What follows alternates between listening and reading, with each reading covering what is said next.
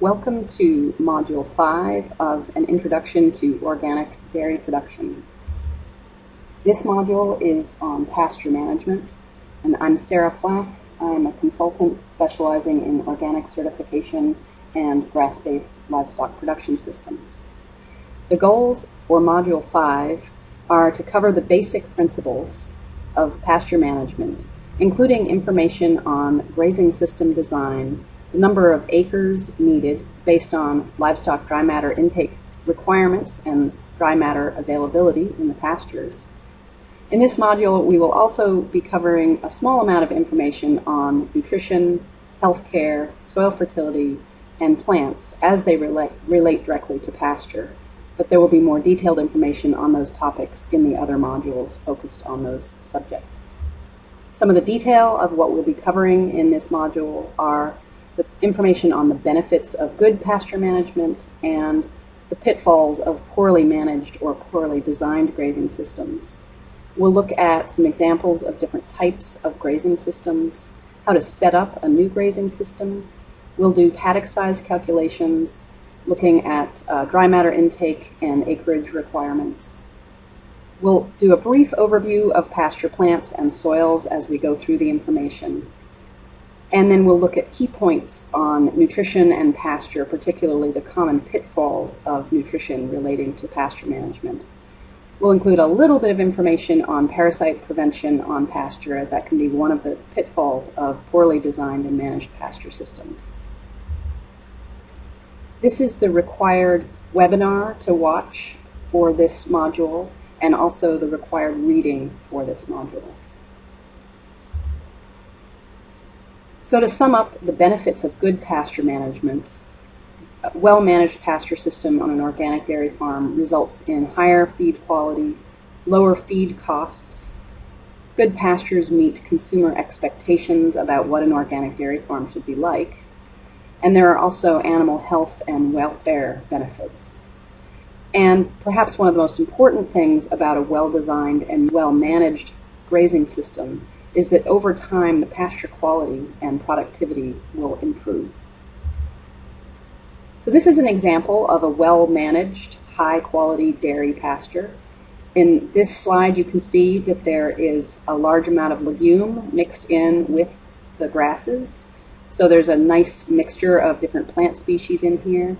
The plants are also at the correct height to allow the cows to really maximize their dry matter intake from pasture. And the pasture is not either too short or too overmature. It's a highly digestible pasture of the correct height for the dairy cows. So now let's talk a little bit about pasture pitfalls, or what happens in poorly managed grazing systems.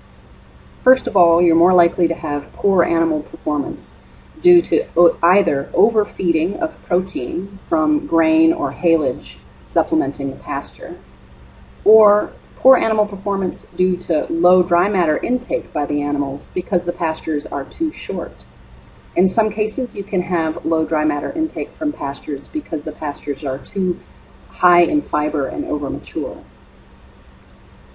Other problems with poor pasture management is overgrazing damage, which can be caused by returning animals to the paddocks before they're fully regrown and leaving animals in individual paddocks for too long. This can result in reduced milk production in dairy animals, slower growth rates in the growing animals, poor body condition, cows not breeding back, and some poor management systems can actually result in increased rates of internal parasite problems in livestock on the farm. So this is just a visual example of overgrazing damage. In this case, this is being caused by having a relatively small number of animals that have access to a large pasture, but they have access to it throughout the entire grazing season. And so they're continually grazing the most productive plants over and over, so that over time they are selecting for the less productive plants and also creating a pasture root system that is quite weak. And you can see in the middle of this pasture here, we're starting to see some effects from erosion. This is another example of overgrazing damage. Overgrazing damage won't always look like a very short grubbed down little pasture or a golf course. Sometimes it will be tall plants with patches of weeds and overmature plants that animals are rejecting throughout the grazing season. So now let's talk about some of the different types of grazing systems. The continuous or set stocking system is where animals have access to the same pasture. Generally, it's a large pasture for several months or sometimes for the entire grazing season. In rotational systems, they're rotated usually through a set number of paddocks and usually with a set recovery period between grazings. Intensive grazing management, or management intensive grazing, it's commonly called, is when the recovery periods between grazings are varied according to plant growth rates. And this is the type of grazing system we will be focusing on discussing today. I also want to mention that the Center for Holistic Management also has a grazing system that's called holistic planned grazing, which also it results in high quality, dairy quality pasture, because it also, like management intensive grazing, has variable recovery periods between grazings based on plant growth rates. Really, the most important thing is to understand how the grazing animals change the plant growth and plant species in the pasture depending on the duration and the timing of grazings. So here's a visual example of the different sorts of grazing systems. In continuous grazing, it's just one paddock. There is no rotation or rest period for the plants. The animals are just set stocked in there. And in this system, you will get the most overgrazing damage, and you will get the most seasonal fluctuation in both the quantity and quality of pasture forage available to the animals. In a rotational system, there's generally a relatively small number of paddocks. In this example, there's 6 paddocks. And the animals may be left in each paddock for a couple of days or sometimes for a couple of weeks on a set rotational system. In this system, you will generally have somewhat better quality and quantity of pasture compared to a single paddock in a continuous grazing system, but there will still generally be less forage consistency over the whole grazing season, and the grazing season will probably end up being shorter, mostly due to overgrazing damage, which occurs in this sort of system. So now looking at a management intensive system, usually this is done by setting up more paddocks, but it may also be done by having larger grazing areas or cells that are subdivided with more portable types of fence, like polywire.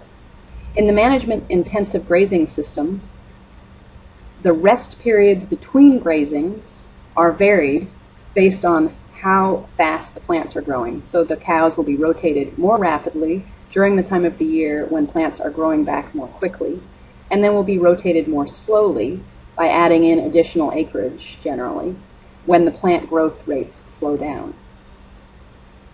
In the management intensive grazing system, this is the system in which you're most likely to be able to put dairy cows into a paddock after each milking, or at least once a day, and those paddocks will have the same quality and quantity of pasture forage available to them throughout the grazing season. So the key points of management intensive grazing are that variable recovery periods are used based on the speed of plant growth, and also that the periods of occupation are short enough that there's no overgrazing damage occurring while the animals are in the paddock. Benefits of management intensive grazing are that you can have an increased stocking rate, so you can have overall more animals provided with high quality feed on the total farm pasture acreage than in a continuous or non-variable rotational system. That each of the paddocks get rest between each grazing. You'll have few animal trails forming in the management intensive system compared to in a continuous system. You should have less soil erosion and can actually, in good systems, have soil building occurring in a management intensive grazing system. And you can really optimize the plant regrowth and especially plant root growth in a good management intensive grazing system. You'll also get better manure distribution and urine distribution throughout the pasture in a management intensive grazing system. So here's a typical plant growth curve for a pasture plant. You can see in phase 1 the plants, either looking at it in pounds of dry matter available per acre or looking at it in inches of plant height in the pasture. In phase 1, which occurs right after the plants have either been mowed off or grazed off, the plants will grow back relatively slowly, at this point relying primarily on energy stored during the last phase 3 that these plants were in. Then after phase 1, the plants reach phase 2 when they're growing more rapidly, and at this point they have grown new leaves and are able to directly turn sunlight through photosynthesis into energy and fuel their growth rates directly off of photosynthesis without having to depend on stored carbohydrate energy sources in other parts of the plant. But in phase 2, the plants are still not recovered sufficiently to be ready to be grazed off by the animals again. It's very important to let the plants get into the fully recovered phase, at which point they have adequate leaf area and also have had enough time so that they've been able to replenish those energy reserves so that the next time they're grazed off, they can grow back rapidly. So it's important to understand what causes overgrazing damage in pastures, because overgrazing is what causes most of the qualitative and quantitative decline in pastures. So when pastures are becoming less productive and weedier over time, it's almost always caused by overgrazing damage, whether it's really obvious overgrazing damage or more subtle overgrazing damage. But basically, overgrazing damage occurs anytime livestock graze a plant while it is still growing from its carbohydrate reserves instead of growing from active photosynthesis. And this commonly occurs either when animals are left in a paddock for too long, so that they're in there long enough that some of the plants start to regrow and they get grazed off again. And then it also occurs when the animals are returned back to a paddock too soon before the plants are fully recovered. Here are some common examples of overgrazing. One is taking down all of the interior fences at the end of the grazing season to just let the livestock clean up the pastures. And although this looks visually like it's probably okay to do, if the plants in those pastures are growing at all at this time of the growing season, they will be suffering some overgrazing damage. Rotational systems with a relatively small number of paddocks, with each one grazed for 1 or 2 days. So in this case, if you had 6 or 7 paddocks and the period of occupation was about 2 days per paddock, it would be about a 2-week recovery period for those pastures. And that's not going to be long enough during the times of the year when plant growth slows down. So you'll get overgrazing damage at those times of the year. You also get overgrazing damage anytime you leave the animals in the pasture long enough that the plants are regrowing and that active regrowth is being grazed off. And typically that will be about 3 days, unless the growing season has really gotten to a point where plant growth is quite slow, and then it may be longer than that you can leave the animals in the pastures. Though most dairy farms setting up a management-intensive grazing system set the goal of providing fresh pasture after each milking or at least once a day. Other overgrazing situations are returning the animals back to the paddock before all of the plants in that pasture are regrown, and then not adding additional acres into the summer grazing rotation as plant growth slows down, which is one of the easiest ways to be able to slow the rotation down and allow that regrowth period to be extended. There are other strategies for farmers who don't have that additional acreage available.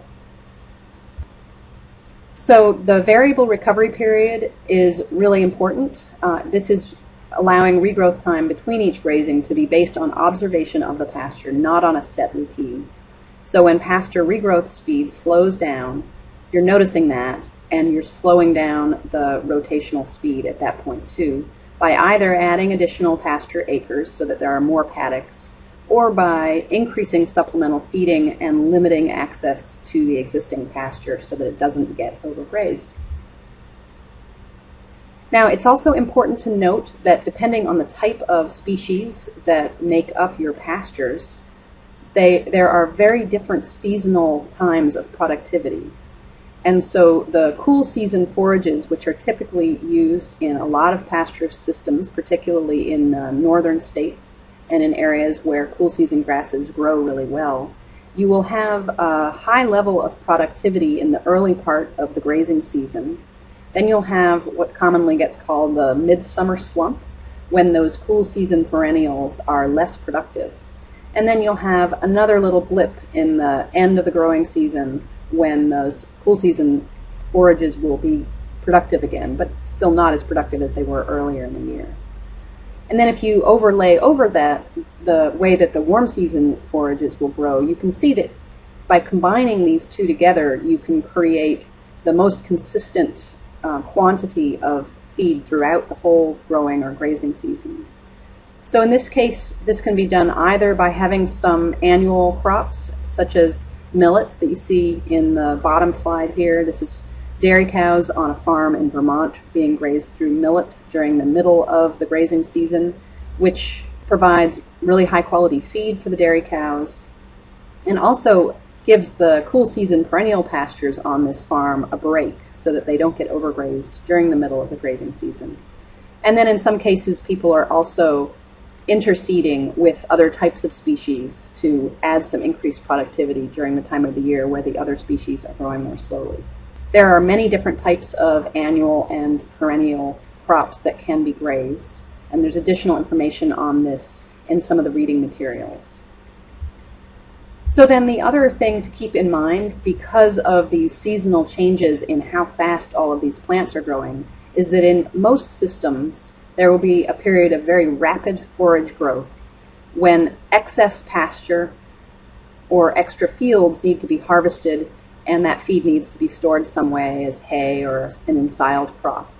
And in this way, you're evening out the pasture productivity over the season by harvesting extra during the early part of the grazing season when things grow fast, and then you can add those acreages into the grazing rotation later after they have regrown after being mowed and harvested. So it's important to think about what the farm goal is for the pastures. In some situations, it's going to be to maximize dry matter intake from pasture so that you can get as much as possible of the dairy herd's feed from pasture during the grazing season. In other situations, particularly if acreage is limited, the goal may be just to meet the National Organic Program requirement for pastures, which is that 30% of the cow's dry matter intake needs to come from pasture on average over the entire grazing season. So depending on the farm goal, the grazing system design and number of acres being set up to graze per cow could be quite different. So now we're going to start looking at how you determine the paddock sizes and number of acres needed. So the first step is to determine how much dry matter is available per acre, and there are many different ways to do that. And then we'll need to determine the dry matter demand or dry matter requirement of the grazing animals. And in order to do the math, it's useful to be able to figure that out on dry matter demand per grazing group per day. And then you take the required dry matter amount and divide it by the available amount per acre, and that will give us the number of acres needed per day. So this gives you the number of acres needed on a 24-hour basis for each group that you do this calculation for. So now let's go through these steps in a little more detail. So step one is determining how much dry matter is available in the pasture per day. And what you really need to know is how much is available for the cows to harvest, not the total amount that is there, just what's available for them to actually harvest realistically. So you can do this by doing direct measurement of the pasture using a grazing stick, a rising plate meter. You can do a clipping where you clip a known area in the pasture and dry it and weigh it and determine then on a per acre basis how much dry matter is there. And then there are also some electronic methods such as an electronic capacitance meter, which measures dry matter per acre. If direct measurement isn't possible, then there are ways to estimate it per acre, and there are various tables that will help you do that. This is an example of a pasture stick. This is one of the more low-tech ways to be able to do direct pasture measurement, and there is a video on the eOrganic website that you can watch that is a demonstration on how to use this grazing stick to measure dry matter per acre.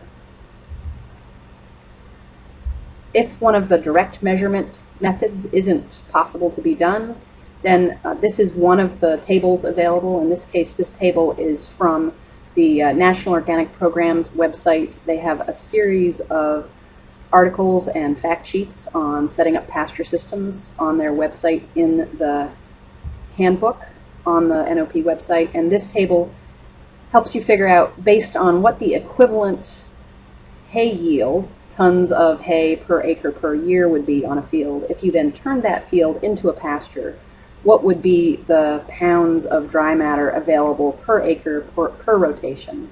And it's important to note that this is based on the assumption that this is a solid, management-intensive grazing system with adequate recovery periods after each grazing, so that the forage height has reached the correct number of inches, depending on the plant species, before the cows are turned into the paddock. So these are fully recovered paddocks.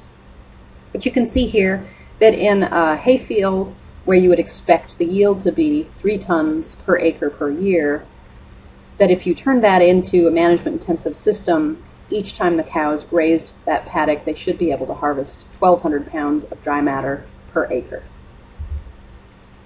So now we know how much dry matter there is available per acre. Step 2 is to determine the dry matter needs of the grazing group.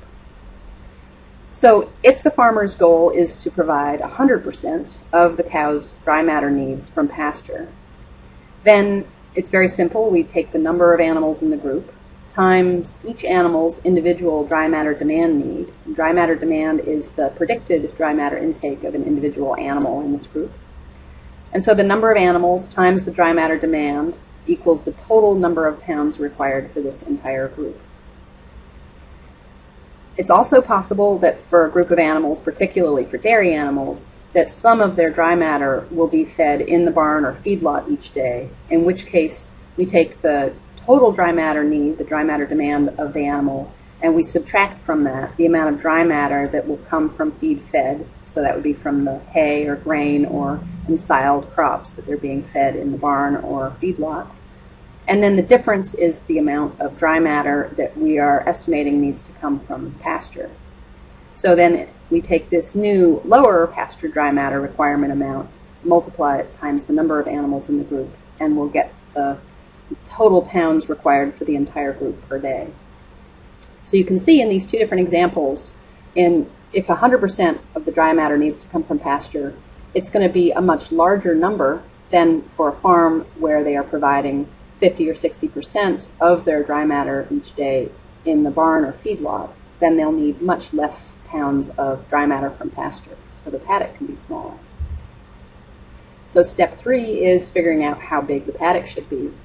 So in this case, we now know the dry matter demand required for that whole group, and we will divide that by the available amount of dry matter per acre. And this gives you the number of acres needed per day for this group.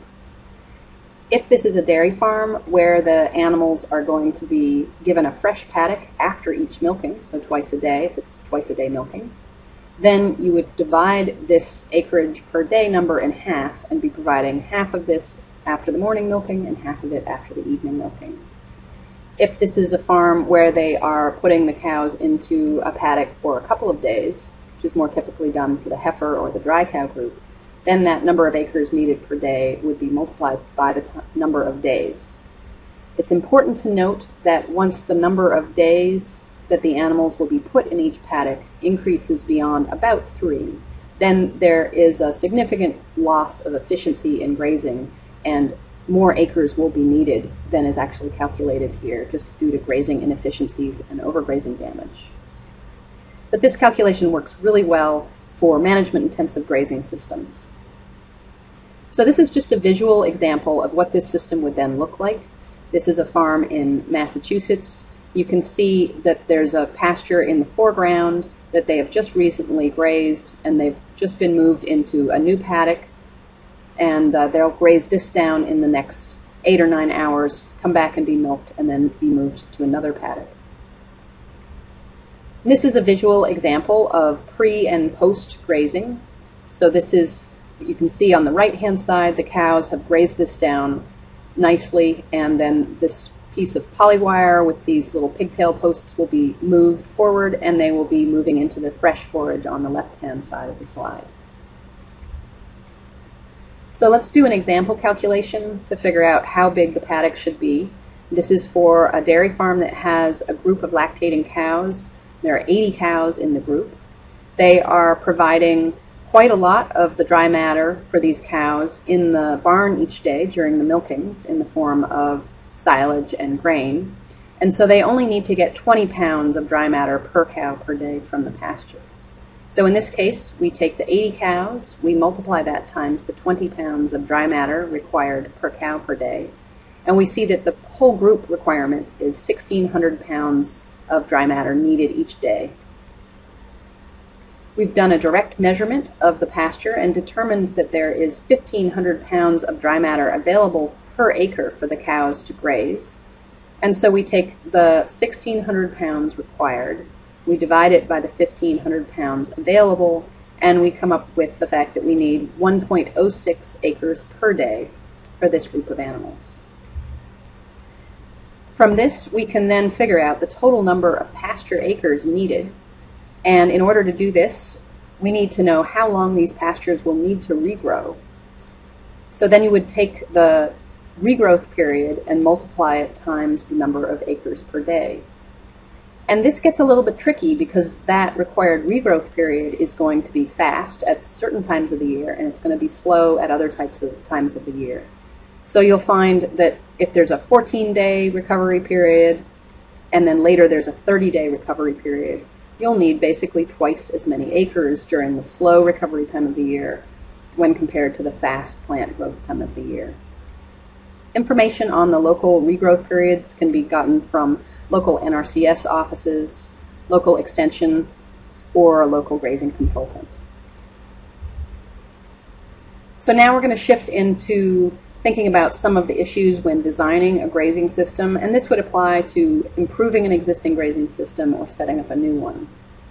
First of all, we need to ask if there is actually enough pasture land available within reasonable walking distance of the milking area for the milking herd, and then also look at the land available for the other groups of animals, such as the heifers and dry cows that don't need to return to the barn twice a day for milking, or in some cases 3 times a day if there's multiple time a day milkings.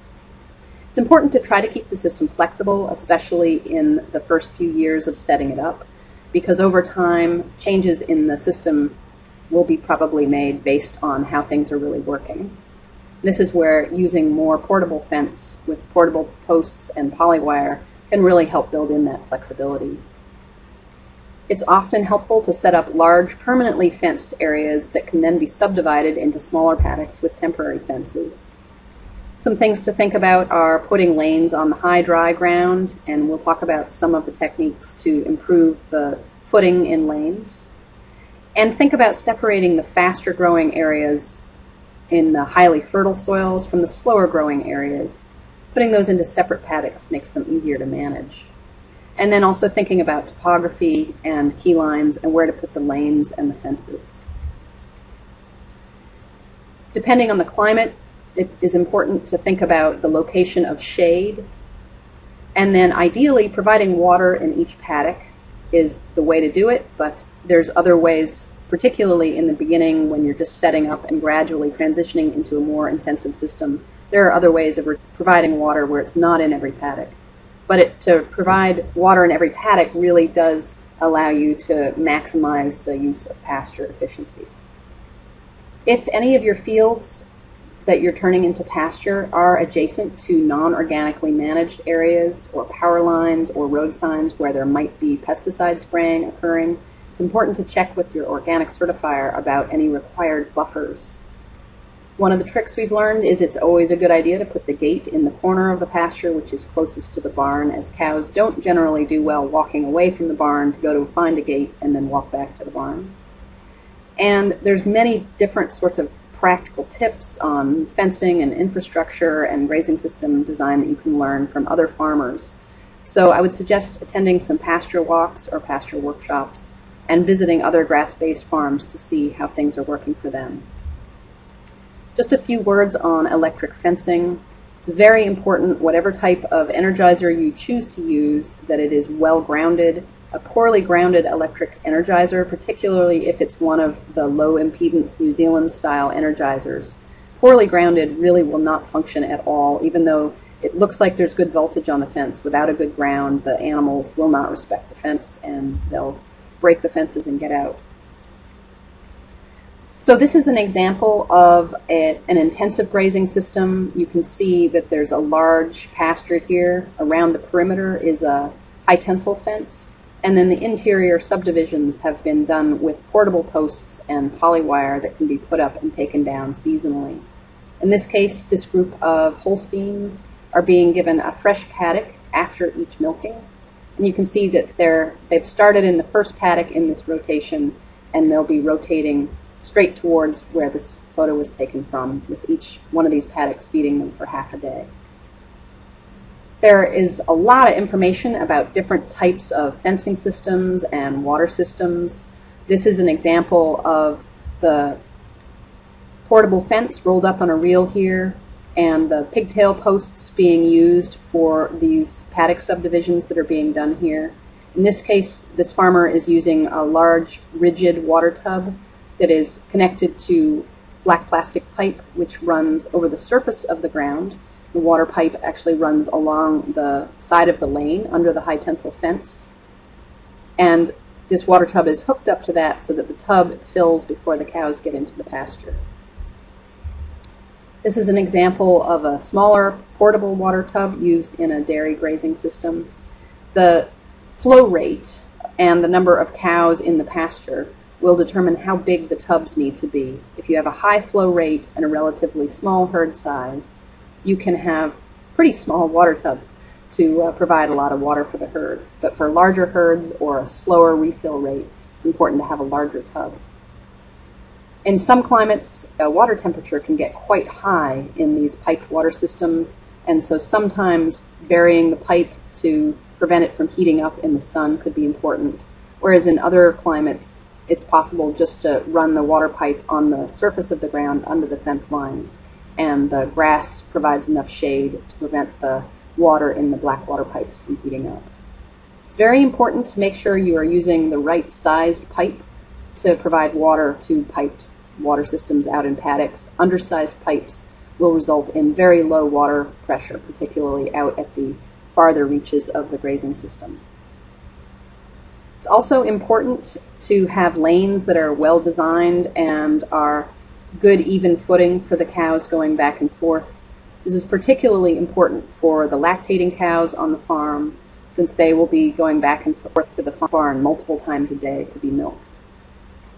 This is an example of the road building or filter fabric, which is commonly used underneath cow lanes in areas where it's very wet, and this is a way to save money over time because you actually use less gravel over time maintaining lanes that have this road building fabric underneath it.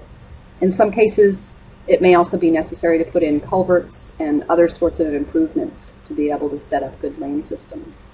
So I want to mention at this point that NRCS has many types of programs available which help to share for some of the costs of installing new grazing systems, including water systems, improved lanes, and fencing.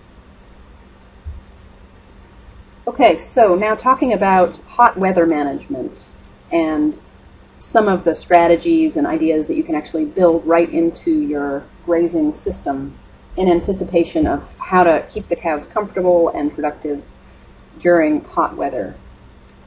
One of the strategies is that some farms will actually design shade pastures into their grazing system, and these will be pastures with either natural shade from trees spaced out throughout an area or through artificial shade structures. And then these are used just during those really hot days when the cows are going to experience heat stress if they're out in the pastures that don't have shade. Some farms keep the cows in the barn during the hottest days and may just graze at night and use fans and natural ventilation and even misting systems to keep the cows cool in or around the barn during the days. Other strategies include moving cows more frequently to high-quality pastures. so that they're not out there having to work really hard to get their dry matter intake in the heat, and they can quickly and efficiently fill their rumens with high-quality feed. There are also systems where people actually have portable either shade structures or misting or sprinkler systems that are put right out on pasture with the animals to keep them cool out on pasture.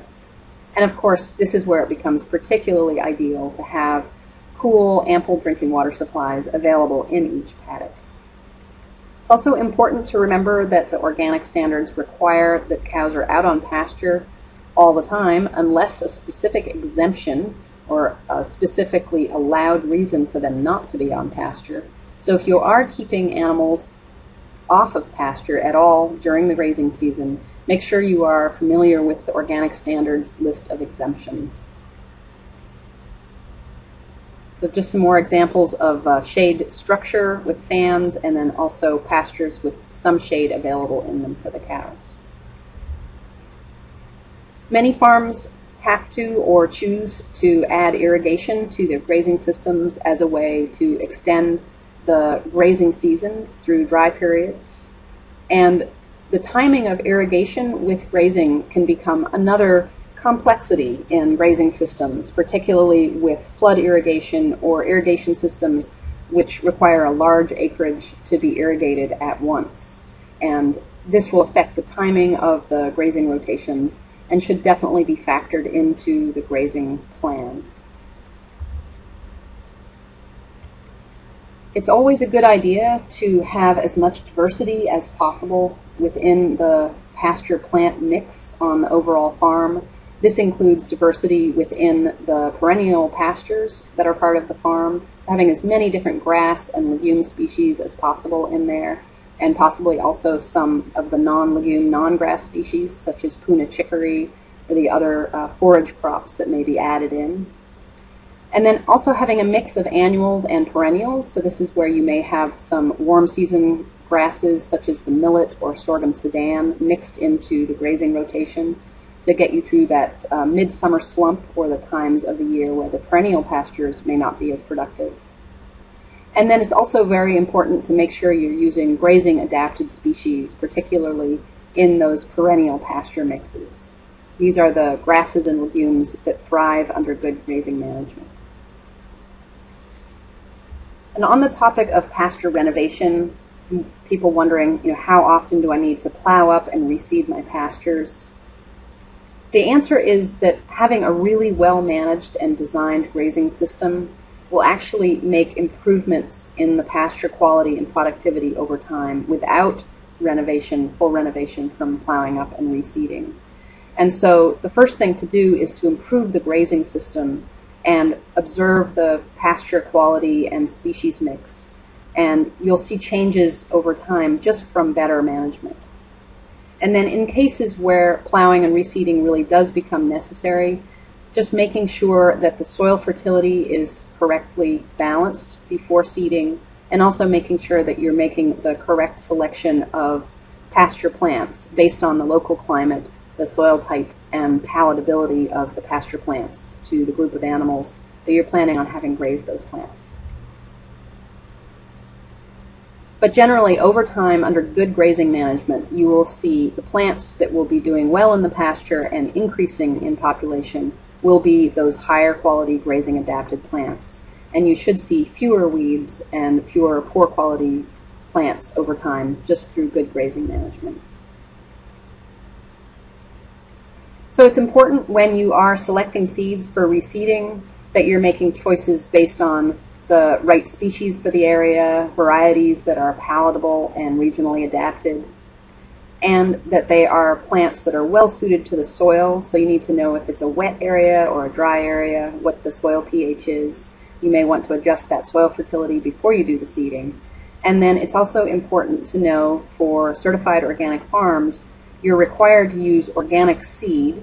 If you can't find organic seed in the variety that you want, then you are allowed to use non-organic seed, but you do need to have a record that shows you tried several sources to find the organic seed, you were unable to get it.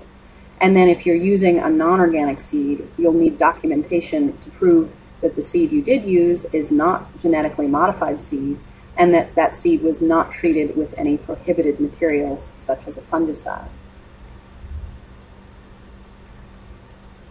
So now looking very briefly at soil fertility, this is covered in more detail in another module, but a good grazing system will provide a more even distribution of manure, and so the manure distribution will gradually add fertility to all of the areas of the pasture, unlike in a continuous grazing system where you'll typically get the majority of the manure dropped in certain areas in the pastures that the cows will use as their loafing areas. Many producers use more applications of compost instead of fresh raw manure as a way to reduce the amount of forage rejected by the cows during grazings. And then it's also interesting to note that healthy soil biology will much more rapidly incorporate the manure and the cow pies into the pastures. And so over time, as soil biology increases on these organic farms, you'll see those cow pies sitting around for much less time before they are mixed down into the soil and part of the nutrient cycle. So now shifting gears to very briefly hit on some of the most important points to know about pasture nutrition and how to balance rations for animals on pasture. Pasture is generally quite high in protein, particularly if it is a cool season perennial pasture. And so the two most common nutritional pitfalls during the grazing season is, number one, feeding a supplemental feed which is too high in protein. So this would be feeding a high protein ensiled crop or feeding a high protein grain while the cows are out on a high protein pasture. And this will have multiple negative effects on the cows, including loss of body condition, cows less likely to breed back successfully, and obviously less milk production. Another common nutritional pitfall is if the pastures are too short or too low in digestibility from being over mature and too fibrous. This can decrease the amount of dry matter intake that the cows can get from pasture and also cause nutritional inadequacy problems. The majority of the nutrition information is covered in a separate module. I want to briefly mention internal parasites. This is covered in more detail in the healthcare module, but because pastures, if they are poorly managed, can become a significant source of infection from internal parasites, it's important to think about this when you're designing your grazing system. In general, farms that have lower stocking rates, which is the overall fewer cows per farm, have lower parasite loads. And then pastures which are managed so that the animals aren't grazing them really, really short, they will have fewer issues with parasites because the majority of the parasites that are in the infective stage are found in the bottom 2 inches of the pastures. So particularly for young stock, which are the most susceptible, by not having them graze the pastures down really, really short, not having them on those short overgrazed pastures, that will decrease some of the issues with internal parasites. Obviously, it's important to make sure that the supplemental feed, the rations, particularly for those most susceptible young stock, are well balanced and include the right vitamins and minerals, that the animals are getting enough dry matter intake, that their body condition is good. And then there's also some interesting research looking at including high tannin plants in the hedgerows or sometimes directly in the pastures as a way to reduce parasite loads. In short, a prevention plan is really important because the use of synthetic parasiticides is very limited on organic farms. So just to briefly look at some of the organic standards requirements for pasture management. The organic standards require a pasture plan, they require pasture maps, and they require that a minimum of 30% of the animal's dry matter be coming from pasture on average over the grazing season, and that there need to be records to be able to verify that. Requires that the grazing season be no shorter than 120 days. In some cases, the grazing season will be 365 days. And then it also requires pasture records of a whole variety. In summary, good pasture management can reduce feed costs and improve herd health. It can reduce the expense of costly pasture renovation because instead of needing to plow it up and reseed it, the quality and productivity will improve over time just through good grazing management. And then good pasture management can also help ensure that the farm is meeting the organic certification requirements. This is a list of some of the additional resources that you can read, and also some webinars and videos that you can watch to learn more about grazing management.